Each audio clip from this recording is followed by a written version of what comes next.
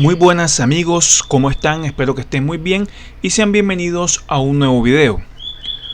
Hoy vamos a hablar muy brevemente de la clasificación de los criminales según César Lombroso, como ya sabemos, el padre de la criminología. Antes de empezar hay que hacer la salvedad de que esta clasificación ha sido muy importante en la historia. Sin embargo, ha sido reevaluada porque, desde el punto de vista del método científico se le pueden hacer muchos cuestionamientos y, como si eso fuera poco, fue utilizada por regímenes dictatoriales, por ejemplo, en la Alemania nazi, la Italia fascista, y se utilizó en este derecho penal, obviamente con muchos criterios de discriminación, y se afectaron muchos derechos humanos. De manera que esta clasificación, aunque se siguen investigando algunos de sus postulados, por ejemplo, el famoso gen psicópata o no, por decir un mero ejemplo, pues la verdad es que se hace con fines académicos, meramente académicos. Entonces, sin más preámbulos, comencemos. Bueno, ya sabemos que Lombroso es considerado el padre de la criminología. Fue un médico y un antropólogo que creó una clasificación de los delincuentes, pues como ya lo dije, fue utilizada en muchos periodos más importantes de la historia humana, sobre todo en el siglo XX, y que hoy en día pues algunos de sus postulados todavía se debaten, por ejemplo en temas de culpabilidad, de imputabilidad, en temas de las psicopatías tan famosas hoy en día que seguimos viéndolas inclusive en series, películas, etc. Su obra más importante fue este Tratado Antropológico Experimental del Hombre Delincuente. Su clasificación de los delincuentes se dividió en el nato, el loco moral, epiléptico, el loco, el pasional y el delincuente ocasional. Vamos a leer un poco de esto.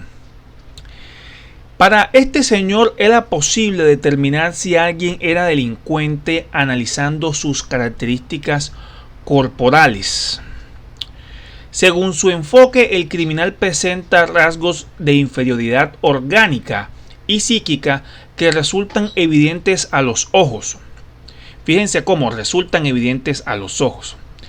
En el caso del criminal nato, algo así como de nacimiento, se caracteriza porque desde el punto de vista físico tiene el cráneo pequeño, gran órbita ocular, una frente hundida, abultamiento en la parte inferior de la zona posterior de la cabeza, etc. En la parte psicológica es insensible, impulsivo y no siente remordimientos, pues se va acercando a lo que puede ser la psicopatía o la sociopatía, que por supuesto hay diferencias en estos conceptos.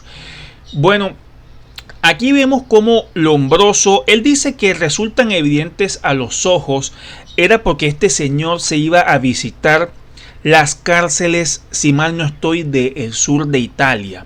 Entonces allá realizaba sus estudios y pues sacó estas conclusiones y estos rasgos o características físicas.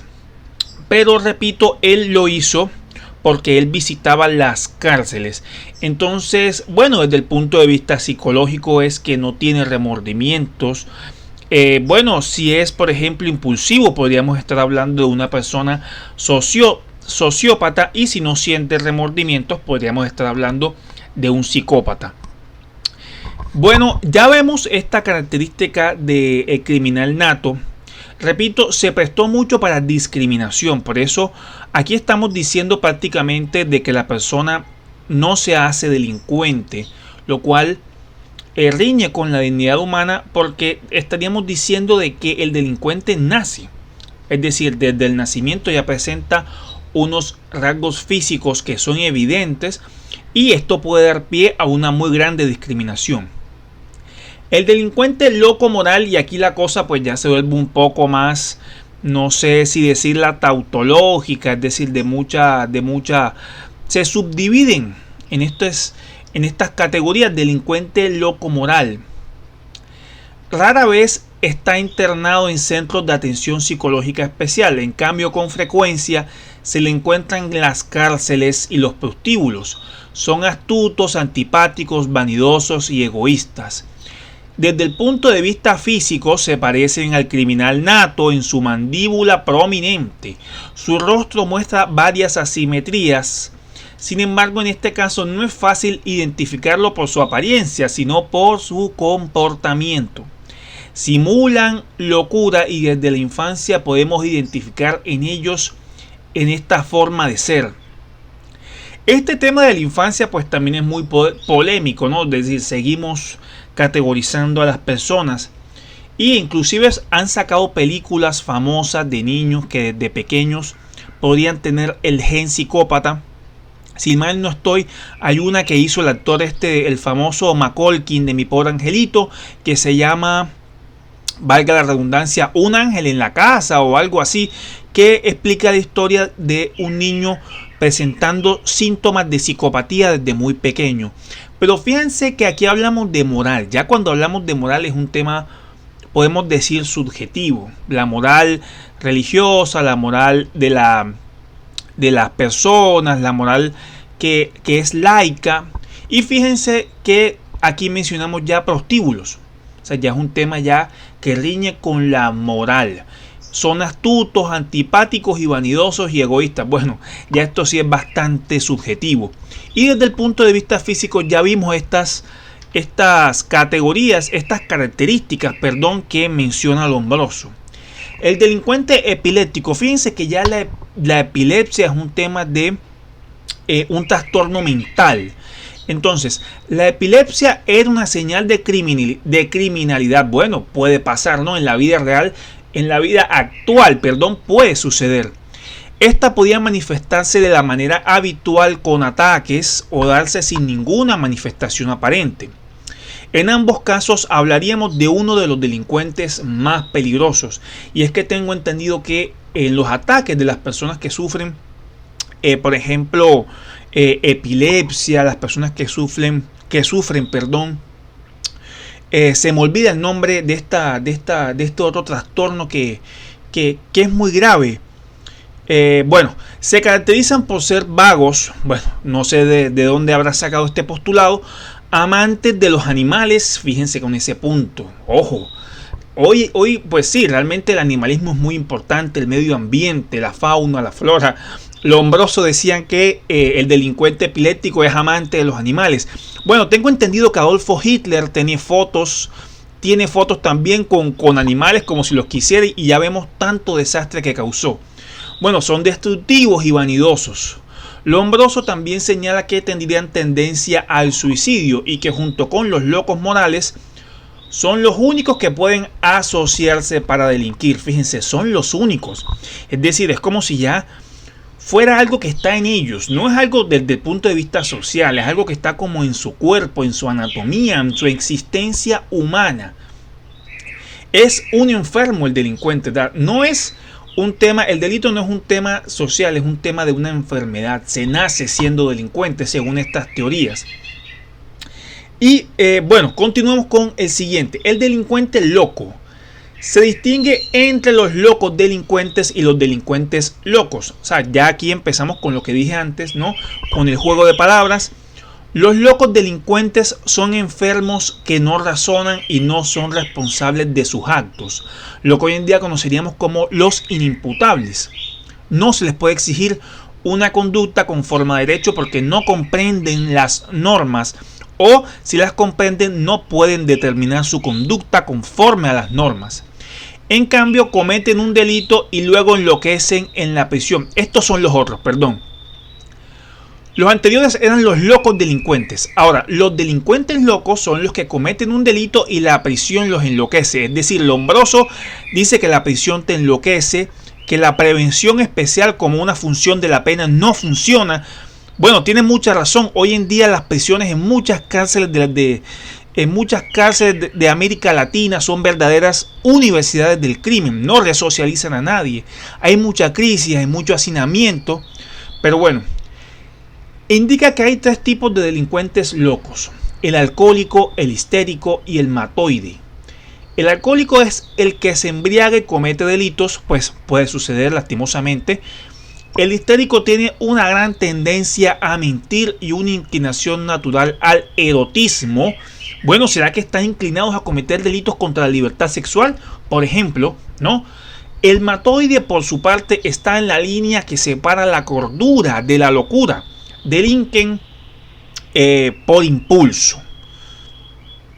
Ahora, el delincuente pasional actúa por impulso también, ¿no? Ya lo dijimos antes. Y está movido por pasiones nobles. Las pasiones bajas están reservadas únicamente para los delincuentes comunes. Porque los delincuentes no comunes tienen pasiones nobles. Entonces, no tienen rasgos físicos particulares que los identifique, salvo que su edad oscila entre 20 y 30 años. Es decir, pues la edad que todavía pues las personas normalmente creen todavía en teorías idealistas, que pueden ser rebeldes, que están muy llenos de pasión. Después ya nos llega la madurez. Pues algo así, ¿no? Dirá Lombroso. Y habla de pasiones nobles, ¿no? Entre todas estas cosas que decía Lombroso, conocía o reconocía también que existen pasiones nobles.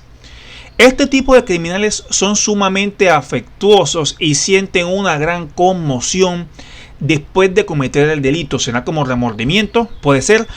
A veces intentan suicidarse y los motivos que los llevan a cometer un crimen pueden ser 3. El duelo, el infanticidio y la pasión política.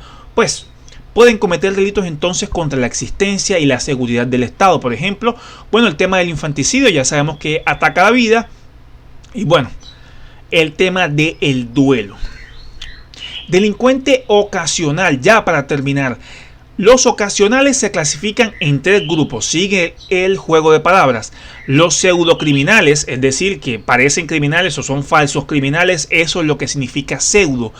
Los criminaloides y los delincuentes profesionales. Los pseudocriminales cometen delitos que pueden ser de 3 tipos. Involuntarios, sin perversidad, es decir, tradúzcase en un delito culposo o imprudente como lo conocemos normalmente. Casi siempre por la necesidad y en defensa propia. Bueno, ahí tendríamos ya que compaginar como algo involuntario y la defensa propia. Es decir, como que no quería matar a nadie, sino que lo hizo en defensa propia. Ahí ya no hablaríamos entonces de delito culposo, ¿no? Pero bueno, el culposo sin perversidad, es decir, en defensa propia quiere decir que no responde. Entonces no sería un delincuente, ¿no? Habría que hacer esa crítica. Los criminaloides son los que cometen delitos movidos o presionados por las circunstancias. Hay gente que dice que la circunstancia hace al delincuente o la ocasión hace al delincuente. El famoso no des papaya, puede ser. En condiciones normales no los cometerían, aunque tengan cierta predisposición a ello. Por último, los delincuentes profesionales son aquellos que combinan actividades legales con delitos. Serán los famosos delincuentes de cuello blanco, de corbata, los famosos delitos que más hacen daño porque abarcan una gran parte del presupuesto, pero que es más difícil perseguirlos injustamente y paradójicamente. Bueno, muchas gracias por ver el video. Espero que te haya quedado una idea clara, que te haya ayudado a aprender algo, por supuesto. Y si te gustó, like y suscríbete para más información. Bueno, te mando un gran abrazo y nos vemos en el próximo video. Chao, chao.